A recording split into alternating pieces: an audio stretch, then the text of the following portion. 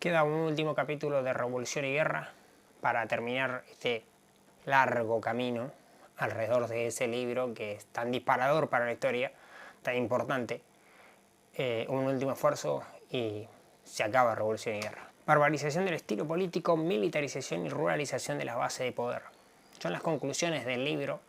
Una de las cuestiones que va a apuntar justamente en este proceso Alperín es marcar, seguir algunas de las cuestiones que muchas veces se destacan en el proceso que va de fines de la década revolucionaria, o sea, de 1810 a 1820, y cómo de 1820 a lo que va a ser todo el periodo de las famosas autonomías provinciales, el caudillismo, el conflicto entre unitarios y federales, como le querramos llamar, se da ese proceso de supuesta barbarización del estilo político, militarización y ruralización de las bases de poder. Tres ideas que va a trabajar Alperín en este capítulo, pero que no las va a dejar así como así, sino que las va a ir cuestionando, las va a ir relativizando cada vez que avance sobre el tema. 1820, dice, hay un predominio del poder, no hay un Estado y no hay una nación, ¿sí? Hay sectores de poder con cierto grado de predominio, pero no son sectores hegemónicos.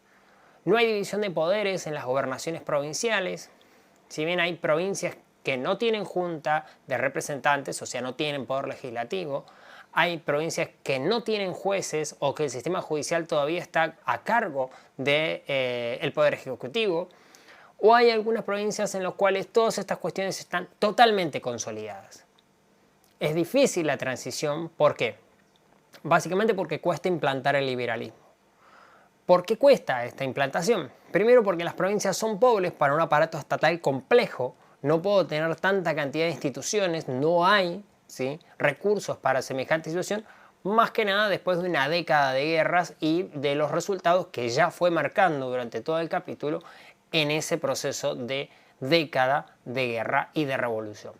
Segundo punto, la resistencia al liberalismo no es una cuestión cultural, no es que genera un impacto sobre una sociedad formada sobre el antiguo régimen, que sería la afirmación más simple. Básicamente, el liberalismo tiene el peligro o corre el peligro frente a un marco concreto histórico. Es complejo el proceso postrevolucionario como para instalar ideas tan abiertas o tan rimbombantes como el liberalismo. Donde marca acá una cuestión interesante es que esta barbarización o militarización que estábamos marcando no es una innovación. ¿Por qué no es una innovación? Porque ya en el antiguo régimen ejecutar al opositor es una práctica relativamente, digamos, común, es algo establecido. Entonces la revolución y la guerra lo que hace es brutalizar a la élite. Esa es la única diferencia. Una élite que hasta acá no es una élite violenta o que no se practica de esa manera violenta o que de alguna manera es cómplice en términos de que consciente dentro del antiguo régimen cierta brutalidad, pero ella no lo practica, esa brutalidad. Sin embargo, la revolución la brutaliza y esa violencia de la élite brutalizada también se practica hacia el interior de la propia élite, o sea, entre ellos mismos, en pocas palabras. Lo que vamos entonces a tener en el proceso de la revolución también es un conjunto de funcionarios mediocres, ¿sí?, que son resultado del antiguo régimen, mientras conservamos una élite local con suficiente poder. Este binomio es muy importante para todo este capítulo de conclusiones. La existencia de un grupo de sujetos que pueden administrar el poder y sujetos que tienen el poder. Entonces, esa es justamente el binomio, la rivalidad entre los dueños del poder y los administradores del poder. Las nuevas bases de ese poder están marcadas por la distancia que va a haber entre la élite porteña, ¿sí?, lo que conocimos entre 1810 y 1820, y la élite económico-social, o sea, los que tienen ahora el poder económico. Y ya no son estrictamente los comerciantes de la primera década revolucionaria, sino más que nada los hacendados, estancieros o terratenientes de la campaña. Los líderes, o sea, los caudillos, son socialmente menos integrados, son sujetos menos sumados a esa élite. Integrantes, forman parte, pero no son del riñón, no son la parte más importante de esa élite de la década anterior. Y ahí es donde marca esa primera diferencia entre la élite de 1810 al 20 y la élite del 20 en adelante. Los administradores aparecen separados entre los profesionales, o sea, aquellos españoles que quedaron todavía leales a la revolución, que son sujetos formados para ser administradores, y aquellos que aprendieron en el proceso o que se fueron formando con estos profesionales y que conocen o tienen algún tipo de saber técnico. Es un primer conflicto que se da al interior de los administradores del poder. La guerra lo que hace es delegar las funciones ejecutivas en las milicias de los estancieros, moviliza a la clientela e imposibilita un poder central. Estas tres cosas tienen que ver con que el poder central y el poder ejecutivo empieza a concentrar, el poder ejecutivo, todos los poderes o todas las atribuciones de los otros poderes, podríamos decir cercana a la imagen típica del antiguo régimen, mientras que el poder central no puede llevarse adelante y empieza a resquebrajarse constantemente. Cuando en el 20 tenga definitivamente la crisis del poder central, no hay modo de reconstruirlo, básicamente porque lo esencial del poder, su situación financiera, su situación política, ha entrado en una crisis terrible, y esa crisis terrible solo puede ser resuelta de alguna manera delegando esas funciones en el sector, llamémoslo privado, o sea, entregándole a los estancieros la administración de las milicias, que se conviertan en auténticos ejércitos personales y no profesionales.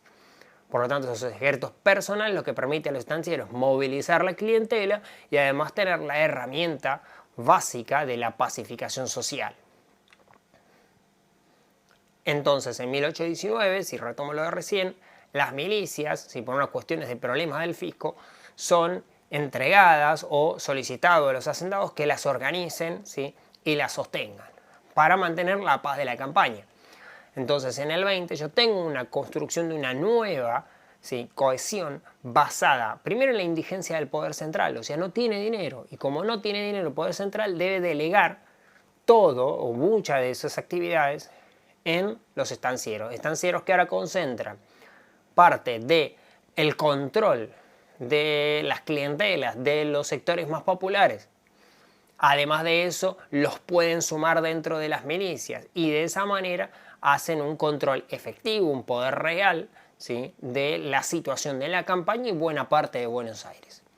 La dependencia financiera y militar, entonces, que hace del poder político de estos estancieros, concentra el poder en los estancieros. La familia es un elemento por excelencia de cohesión en esta búsqueda. Entonces, estos tres elementos son la familia, las alianzas, ¿sí?, y las rivalidades.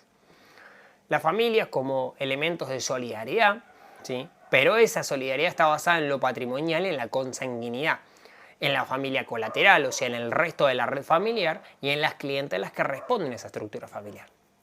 Sin embargo, toda esa estructura o esa red de entramado familiar no es estable, fruto de los conflictos, fruto de la disputa por el propio patrimonio y fruto de algo por lo cual estas mismas familias han tenido tanta importancia en el antiguo régimen, básicamente la búsqueda del favor real.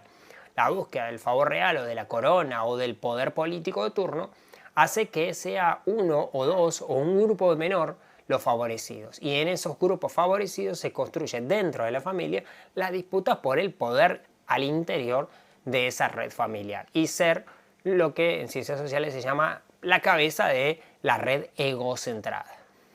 La revolución es acusada de romper estas solidaridades internas a las familias. Sin embargo, el Perello que propone no es que la revolución haya roto esas solidaridades, sino que la revolución lo que afectó es el equilibrio interno de esas estructuras familiares. Del 20 en adelante, lo que tengo entonces es la caída del poder central que se enfrenta a los dirigentes locales y al mayor poder de estas familias.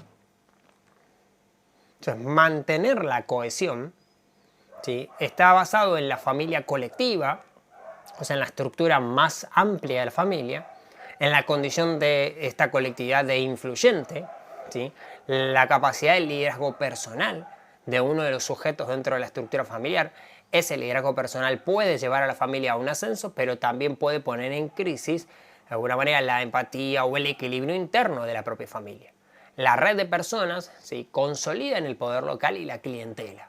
Sin embargo, esa red, volvemos a decir, podría estar representada en, por ejemplo, el geronte de la familia y quizás podría ser cuestionada por el liderazgo personal de uno de los integrantes de la familia que genera un ascenso dentro de la estructura política local.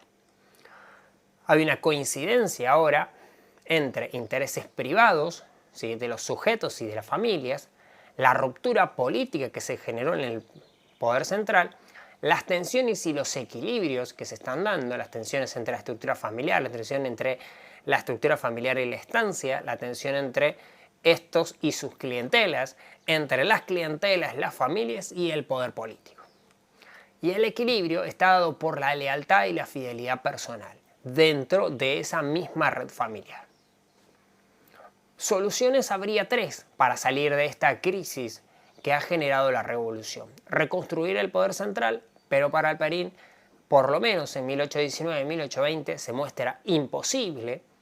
Un segundo punto sería buscar un equilibrio, pero ese equilibrio o esa paz sería por defecto inestable y precaria, básicamente por la no existencia de un poder central. El equilibrio podría ser por medio de los acuerdos y los acuerdos de paz, ¿sí?, entre las diferentes provincias, pero sería inestable básicamente porque estaría pendulando por los intereses de las diferentes provincias, pero también por los diferentes intereses de las diferentes familias y sus propios integrantes en sus propias carreras personales.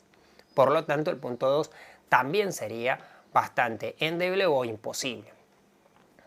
La tercera opción es construir una solidaridad política, primero en Buenos Aires y luego en el país, que es parte de lo que Alperín reconoce como la opción para la reconstrucción de esta cohesión nacional, la construcción de un Estado y la construcción de una nación. Reconstruir las solidaridades internas en Buenos Aires para poder reconstruir esas propias solidaridades, esa cohesión a nivel nacional. Las debilidades de esto sigue siendo la delegación de las funciones ejecutivas en un contexto militarizado. O sea, yo delego la función de ejercicio del poder en un contexto militarizado, es casi un gobierno militar. Y justamente uno de los saltos que produce el caudillismo es justamente esta idea de un sujeto que ya no está militarizado, pero que tiene prácticas militarizadas, sumadas a la barbarización política, este estilo distinto de hacer política mucho más personalizado y menos administrativo. Los dueños del poder carecen de los recursos para un nuevo poder central y la élite económica social, o sea, los estancieros, son quienes movilizan las clientelas y quienes tienen las herramientas bases, ¿sí?, para iniciar. O sea, las bases de poder están en la élite económica y social, o sea, estancieros, hacendados o terratenientes, como le querramos llamar. ¿Cuál es el problema? Que no son sujetos vinculados al ambiente político. No son los dueños del poder. Sin embargo, ese proceso que va entre el 19 y el ascenso de Rosas definitivamente, es esa transición entre los dueños del poder y, de alguna manera, el decidido triunfo de aquellos que no eran los dueños del poder, aquellos que podríamos conocer como la élite económica y social, que por medio de la movilización de las clientelas y la construcción de una nueva base de poder, van a construir un nuevo poder local, ¿sí?, tendiente a la construcción de aquella solidaridad que en el punto anterior marcaba Alperín.